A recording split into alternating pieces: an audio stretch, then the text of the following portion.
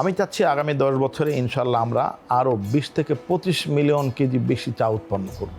আগামী 5 বছর পর বা আগামী 10 বছর পর এই চা শিল্পকে আপনি কেমনতর শিল্পে দেখে যেতে চান আমি একটু জানতে চাচ্ছি। পাশাপাশি এখন কি বিষয় নিয়ে আপনি কাজ করছেন? আগামীতে কি এই চা শিল্পকে কেমনতর শিল্প হিসেবে দেখতে চান?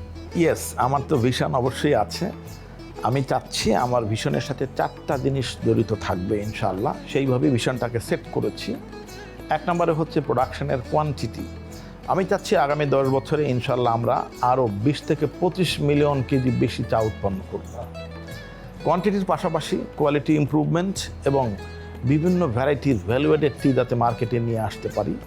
3 নম্বর হচ্ছে কস্ট অফ প্রোডাকশন কীভাবে কমানো যায়, কারণ এর সাথে অনেক কিছু জড়িত। টি ইন্ডাস্ট্রির সাকসেস একদম ওতপ্রোতভাবে এর সাথে জড়িত।